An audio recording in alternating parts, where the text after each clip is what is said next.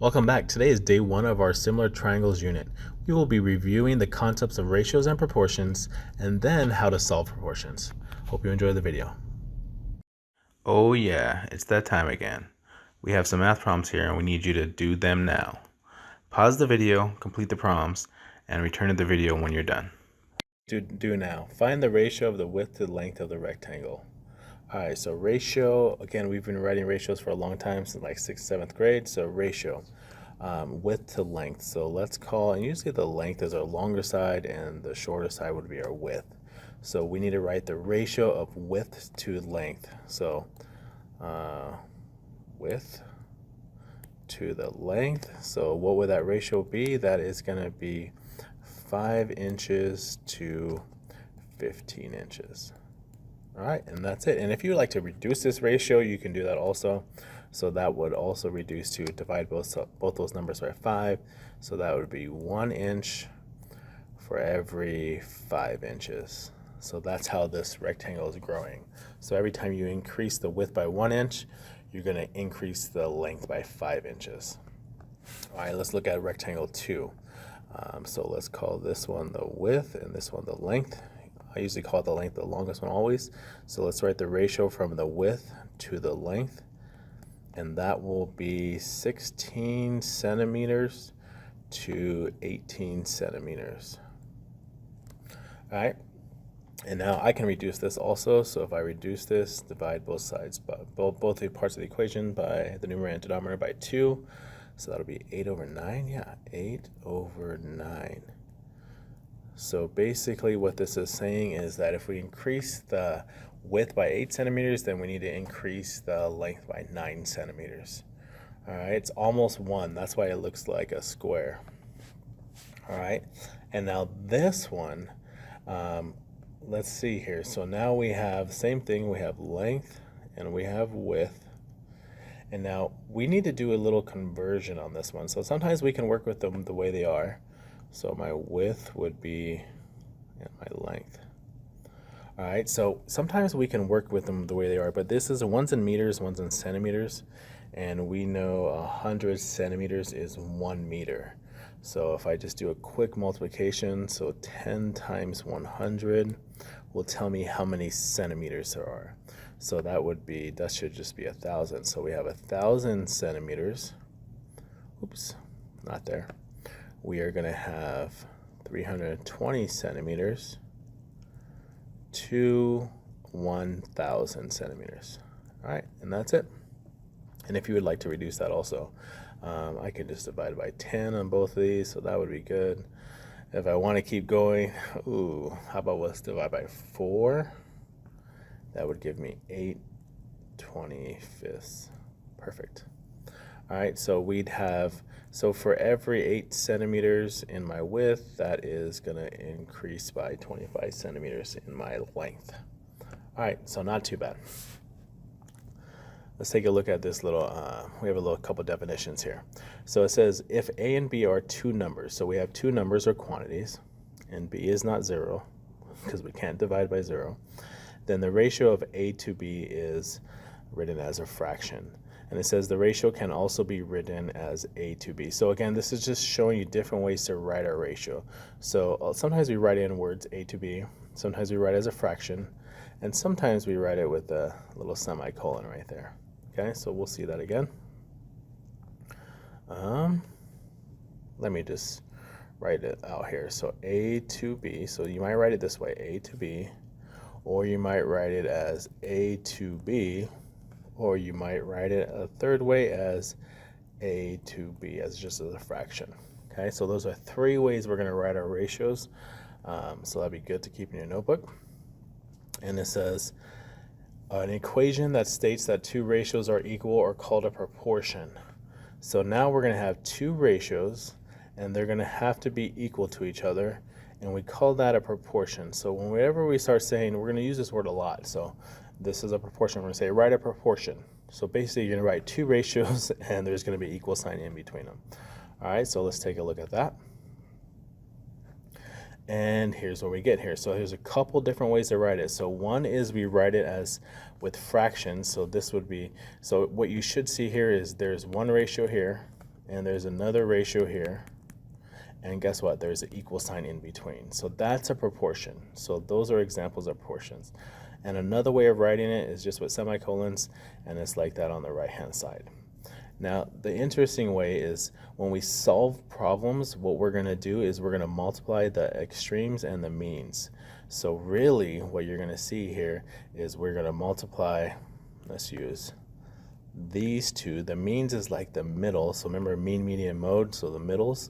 So we're multiply the middles, and we're going to multiply the ends. So the ends over here. So we'll multiply A and D and B and C. But most of the time we don't write them this format. We write them as a fraction format. So take a look over here. What you should notice is that these are the means. And you don't really have to know this all in too detail, but that's what we're doing. And this is the extremes. But a lot of people could like to call this like the butterfly method or some other method where we're just multiplying kind of across the equal sign. And so anyways, this is how we're going to solve our problems. And so just to wrap this up, in a proportion, it's called the cross product property. In a proportion, the product of the extremes equals the product of the means. So that's the key right there. So the product of the extremes, when you multiply the extremes together, it has to equal the product of the means. So I should have did both of those. Equals. Let me just... Okay, so what we're saying is if we multiply the extremes together and we multiply the means together, they have to be equal to each other. And we can show examples. Let's show an easy example. So let's give you one easy example. So we all know that 4 over 8 is equal to 1/2. We know that's a true proportion. 4 out of 8 is the same thing as 1/2. But let's see if that property works. What happens when we multiply the means together, the middles? So that should give you 8. Now, does that equal multiplying the extremes together? The extremes are these ones. Yes, it does. 4 times 2 is 8. So guess what? That's all we're doing. That's all we're going to do in this whole little section is we're going to multiply some extremes. We're going to multiply some means. All right, let's take a look at our first problem. Here's the first problem. Solve the proportion. So you see a proportion. Perfect. So the couple things that I see here, here's my means. This is the middle. These are my means. And my extremes are the other ones. So there's my extremes. So if you want to solve this problem, an easy way to do is multiply the means and the extremes. So let's do that. What's 5 times x? It doesn't really matter which order you're going to go first, but 5 times x. And that has to equal, and 2 times 8. I'm going to write it out the long way for 1 second. 2 times 8. I usually don't actually write that out. I usually just do that mentally in my head, but that's what we're doing. So 5 times x, whatever that is, and 2 times 8, whatever that is. So let's solve this problem. So you get 5x is equal to 16, and now you should know how to solve this. This should be easy algebra. Divide both sides by, what should we divide by? How about let's divide both sides by 5. And we are done. So my answer for this problem is x is going to be equal to, I'm just going to leave my answer like that, 16/5. All right, pretty simple, huh? Not too bad. So in order to solve a proportion, just multiply the means together, multiply the extremes together, and you're good. Let's try a couple more. So here's another one, but this one's a lot easier to know which ones are the means and the extremes. So the means are going to be the middle ones, so the 10 and the x, and the extremes will be the outside ones, the 16 and the 5. So let's do that real quick. So we're going to say, let's multiply the means together. So 10 times x has to equal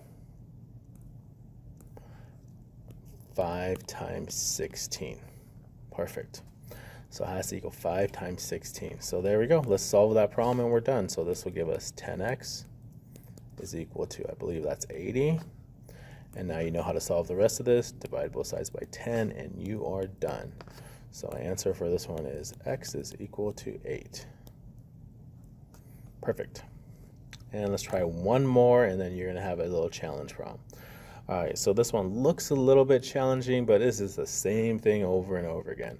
All right, so let's find our means. Here's the means. That's my means. And these are my extremes. Here we go. There's my extremes. And let's multiply those together. So as we can see, we got 7 times y. That must equal 14 times y minus 3, y subtract 3. So I usually write it this way so that way we don't forget our division. So we need to distribute on this problem. So as you see, that this made it a little bit tougher, but not much. So 7y is equal to, and now distribute. What is 14 times y? That's 14y. And what is 14 times negative 3? That should be negative 42. And now you just have to solve this. This shouldn't be too bad of algebra. Hopefully you guys can do that. Subtract 14y. And that'll give me negative 7y is equal to negative 42. Divide both sides by negative 7. And y is equal to 6. Remember, if you ever want to just solve a proportion like this, throw it in Google, take it to GeoGebra, it will solve it for you. So if you need help with this, it shouldn't be too bad. But that's how you do it by hand. All right, and your last problem today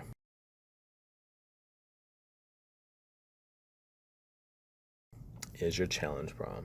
So let me read it to you, and I'll leave you to try this on your own. So it says the gear ratio of 2 gears is in the ratio of, let's try that again. The gear ratio of 2 gears in the ratio of the number of teeth of the larger gear to the number of teeth to the smaller gear. Oh, so talking about ratios. So we have ratio of number of teeth of the larger gear. So we got that first part, to the number of teeth of the smaller gear. All right, so usually a lot of times when I write that out, I will write that out just in words. So number of teeth in the larger gear to number of teeth to smaller gear. That's all it says. It says there's a ratio. It says in a set of 3 gears. Oh, there's a third gear. So you're going to have to figure this out. All right, but it's always the larger to the smaller. So in a set of 3 gears, it says the ratio of gear A to B is equal. Oh my goodness, this is getting challenging now. So let me have another color here. So it says the ratio of gear A to B is equal to the ratio of gear B to C. Okay, so we have a couple ratios. That sounds like that's a proportion. And then they give you some facts. So gear A has 36 teeth, gear C has 16 teeth. How many teeth does gear B have? There's the image you can click on to look at it. But good luck. This is your challenge problem. See if you can solve it. And hope you enjoyed the video.